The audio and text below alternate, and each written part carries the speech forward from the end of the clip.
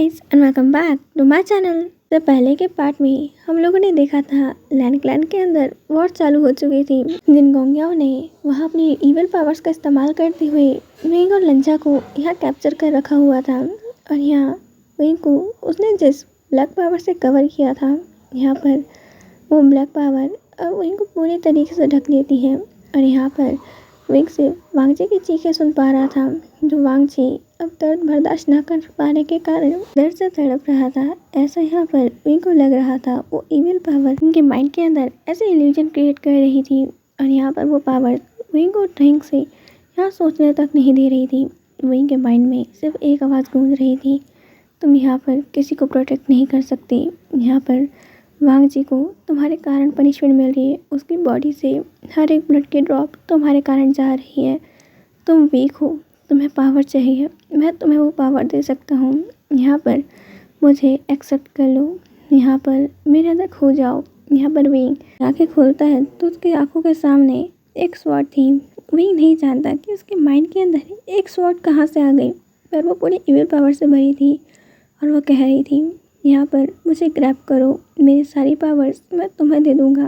तुम सबको प्रोटेक्ट कर सकते हो, तुम अपने वांगजी को प्रोटेक्ट कर सकते हो, तुम मुझसे प्यार करते हो कि ऐसा नहीं है, या तुम अपने ब्रदर से प्यार नहीं करते, या यहाँ पर ये इनोसेंट पीपल से तुम प्यार नहीं करते, इन्हें तुम प्रोटेक्ट नहीं करना चाहते, या तुम चाहते हो ये मर जाए, ये अपनी लाइफ यूँ ही इस फालतू सी वॉर के लिए सेक्रीफाइस कर दे, इसका आगे चल के कोई मीनिंग नहीं होगा। और आगे अगर ये वॉर फ्रांस जीत गए तो उन लोगों को और भी ज़्यादा सफ़र करना होगा। क्या तुम यही चाहते हो? विंग यहाँ पर अब ये सारे थॉट से घिरा ही हुआ था कि क्या करे और क्या ना करे। इस सोच में ये उतने में उसे वांगजी का चेहरा दिखाई देता है, जो पूरे यहाँ घाव से भरा हुआ था, उसकी बॉडी से यहाँ ब्लड बह रहा था। और यहाँ पर जिन गोंगिया अभी भी वांगजी को यहाँ पे वो लैशेस मार ही रहा था। विंग यहाँ पर अब और कंट्रोल नहीं कर पाता और स्वॉर्ड को ग्रैब कर लेता है। जैसे ही वो स्वॉर्ड को ग्रैब करता है, उस एरिया की जितनी भी डार्क एनर्जी थी सारी उसके अंदर आने लगती है। और यहाँ पर मेरे को समझ नहीं आता ये हो क्या रहा है। धीरे धीरे जिस डार्क पावर ने उसे बाहर से कवर किया हुआ था, वो पूरी तरीके से वैनिश हो गई। अब उसकी विंग्स में ट्रांसफर हो गए थे। ये विंग्स अब उसकी बॉडी से इन रियल अटैच हो रहे थे। और उसके हाथ की स्वॉर्ड अब यहाँ पर पूरी ब्लैक डायमंड की तरह चमक रही थी। उसके बीच में यहाँ पर रेड कलर से बहुत ही हिस्टोरिकल लैंग्वेज में कुछ लिखा हुआ था, जो विंग यहाँ पे समझ नहीं पा रहा था। पर इस स्वॉर्ड की यहाँ पे खुद की एक सोल है। यहाँ पर वो स्वॉर्ड अब विंग को फाइट करने के लिए कहती है, और वो अपनी एनर्जी को विंग से कंबाइन करती है। विंग यहाँ पर अब वो स्वॉर्ड की एक ही स्लैश लगाता है, और वांगजी को यहाँ पर जिन बैरियर्स में कैद किया हुआ था, जो स्पेल थे, वो सब टूट जाते हैं। जिन गोंगिया इस इफेक्ट के कारण दूर जाके गिरता है। उसे समझ नहीं आता अचानक से जो वह उसके कंट्रोल में था, वह यहाँ उसके कंट्रोल से बाहर कैसे जा सकता है। और ये डार्क पावर्स वह बिना प्रैक्टिस के इतने अच्छे से कैसे यूज़ कर सकता है। तब जिन गोंगियाओं की नज़र यहाँ पर विंग के हाथ में स्वॉर्ड पे जाती है, और यहाँ पर वो एंशिएंट लैंग्वेज वो जानता था, और स्वॉर्ड के ऊपर विंग का ही नाम लिखा हुआ था। उस स्वॉर्ड ने विंग को अपना मास्टर मान लिया था। और जिन गोंगिया ये देख के शौक था, क्योंकि जहाँ तक उसे स्वॉर्ड के बारे में पता है, लेजेंडरी स्वॉर्ड्स है, पर यहाँ पर ये हमेशा इविल कल्टिवेटर्स ने यहाँ पर डार्क पाथ के लिए इस्तेमाल किया है। और यहाँ पर इसके अंदर पता नहीं हज़ारों और लाखों लोगों का ब्लड होगा। यहाँ पर इसके अंदर कितनी ही सोल्स कैद होगी। और अब ये सब कुछ, ये सारी पावर यहाँ पर अब विंग के अंडर है, जिन पावर के लिए वो लोग इतने डेस्परेटली ये सब कुछ कर रहे हैं, जिस चीज़ को वो इतने टाइम से ढूंढ रहे हैं, वो यूँ ही बस विंग के हाथों लग गई। गोंगिया विंग तक पहुंचने की कोशिश करता है, उसके स्वॉर्ड को छूने की कोशिश करता है, पर यहाँ पर विंग क्विक मूवमेंट से यहाँ पर उसके हाथ को दूर कर देता है। और उसके स्लैश के कारण जिन गोंगियों के हाथ से ही ब्लड आने लग गया था। यहाँ पर अब पूरे वॉर का माहौल ही बदलता जा रहा था। जो आसमान अब तक यहाँ पर ब्लैक क्लाउड से कवर था, अब वो धीरे धीरे वहाँ से गायब होने लगते हैं, और विंग अब हवा में था। यहाँ पर उस स्वॉर्ड के बताए गए एक एरा फॉर्मेशन क्रिएट करता है, और उस फॉर्मेशन को देखकर वहाँ पर जितने भी यहाँ कॉप्स थे वो उसके अंदर जाने लगते हैं, और शायद वो लोग वहीं चले जाते हैं जहाँ से उनकी सोल्स को बुलाया गया था। और यहाँ उनके जाते ही जो नॉर्मल ह्यूमन जिनकी सर्वाइवल के चांस थे वो वहाँ पे सब नॉर्मल फ्रेम में आ रहे थे। यहाँ पर विंग ये देख के खुश था। यहाँ पर वो इन लोगों को भी बचा सकता है। वो ऐसे लोगों को मारना नहीं चाहता था। यहाँ पर ये सारी चीज़ें चल ही रही थी और वैन रूहान अपने प्लान को इस तरीके से ख़त्म होता देख विंग के ऊपर सीधे अटैक करता है। विंग का ध्यान इस चीज़ के ऊपर ना होने के कारण यहाँ पर वो अटैक उसके ऊपर लगने ही वाला था, पर यहाँ पर अब विंग के विंग्स उसे ब्लॉक कर लेते हैं। विंग के विंग्स ने यहाँ पे खुद से ही एक्शन लिया था और विंग ये समझ भी नहीं पाया था, पर अब वहाँ उड़ते हुए लैन वांगजी और यहाँ पर खुद लैन कुरन आए थे। लैन कुरन भी अब यहाँ पर विंग को सेव करने लगते हैं और वो दोनों ही यहाँ पर अब वैन रूहान और जिन गोंगियाओं से लड़ रहे थे। रूहान और लैन कुरन और लैन वांगजी और जिनजूशन यहाँ स्वॉर्ड फाइट कर रहे थे, जहाँ पर वांगजी ने जिनजूशन को डिसाइपल्स के थ्रू पकड़वा लिया था। वो चाहता था कि उसको यहीं मार डाले, पर यहाँ पर उसको सबके सामने सज़ा मिलना भी ज़रूरी है, इसलिए वो लोगों सभी को सिर्फ अभी इस समय अरेस्ट कर रहे थे। पर यहाँ पर वैन रूहान अपना लास्ट ट्रम्प कार्ड यूज़ करने की कोशिश करता है, खुद को सेल्फ डिस्ट्रक्ट करके जो है सबको मारना चाहता है। इसलिए लैन कुरन को ना चाहते हुए भी उसके चेस्ट के आर पार अपनी स्वॉर्ड करनी पड़ी। यहाँ पर इसके कारण वैन रूहान का स्पेल भी रुक गया। इसके कारण भी उसको एक बैकलैश लगा और स्वॉर्ड सीधे उसके हाथ के आर पार गई। तो यहाँ पे वैन रूहान अब बच ही नहीं पाता। वो सिर्फ अपनी लास्ट वर्ड्स में सिर्फ विंग का नाम लेता है और गुस्से और नफरत से उसके तरफ देखता है। शायद ये आगे ही बताने के लिए काफ़ी है कि वो यहाँ पर कितना ज़्यादा गुस्सा है विंग से कि उसने उसका पूरा प्लान ख़राब कर दिया। पर यहाँ पर उसकी सोल भी एक ईवल फॉर्म में निकलती है।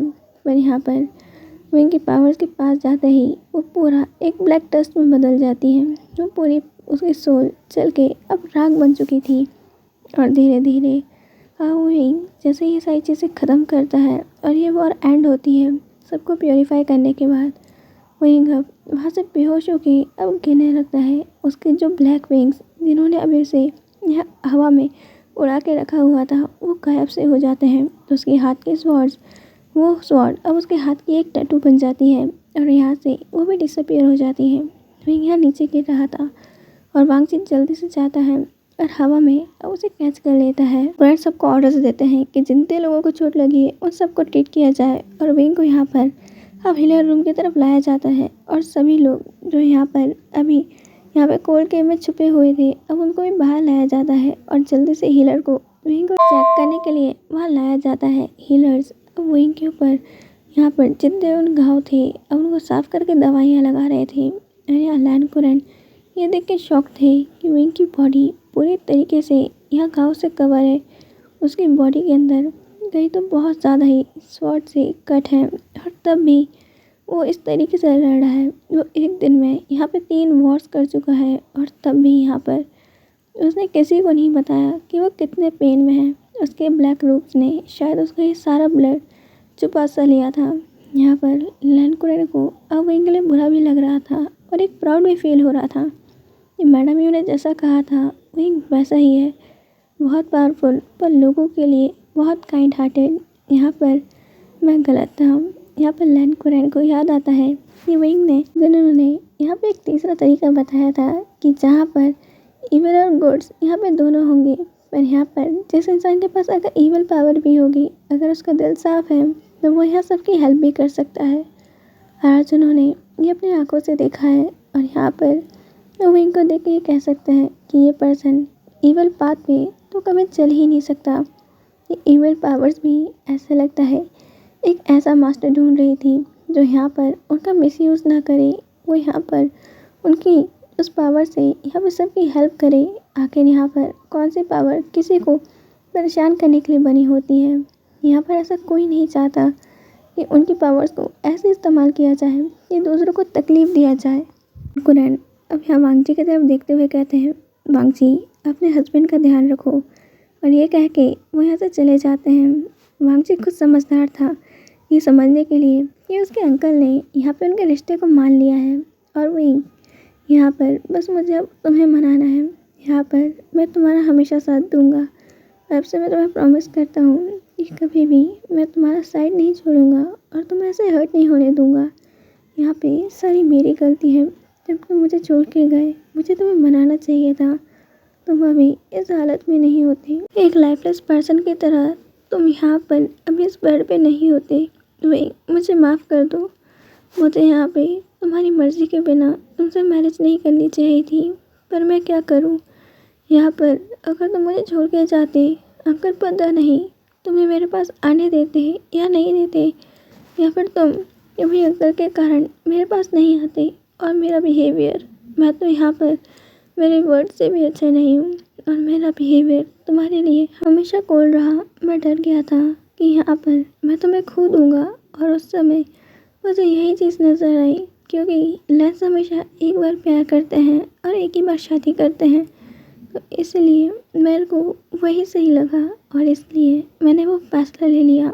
मैं जानता हूँ मैंने तुम्हारी फीलिंग्स को बहुत ज़्यादा हर्ट किया है। तो यहाँ पर इतना कहता ही है कि वहाँ से अब मैडम यू की आवाज़ आती है। हाँ, तुमने उसकी फीलिंग्स को हर्ट किया है। यहाँ पर लन वांग जी, मैंने सोचा था कि हंगवन जोन एक काइंड पर्सन है, यहाँ पर उनकी अच्छी रेपुटेशन है, पर आपने क्या किया, एक पर्सन से यहाँ पर उसके परमिशन के बिना यहाँ शादी कर ली। यहाँ पर ये एक पूरी फोर्स मैरिज थी। वहीं को आपके यहाँ पे क्लैन के कल्चर के बारे में कुछ पता तक नहीं। उसे लगा ये एक सॉरी करने का एक वे है, और उसने आपको फॉलो किया, और यहाँ पर उसे बाद में पता चल रहा है कि उसकी मैरिज हो गई। उससे ना पूछा गया ना बताया गया।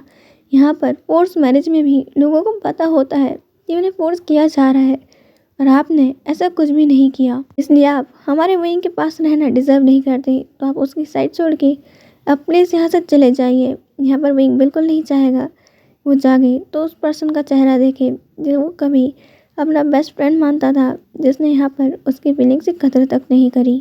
यहाँ पर क्यूट इनोसेंट है, वो यहाँ पर कभी कभी ट्रबल मेकर भी होता है, पर इसका ये मतलब नहीं कि हमारा विंग टॉय नहीं है जिससे आप उन्हें मन से खेलें और फिर बाद में छोड़ दें। इसके लिए इतना ही, हम मिलेंगे नेक्स्ट पार्ट के अंदर। बाय।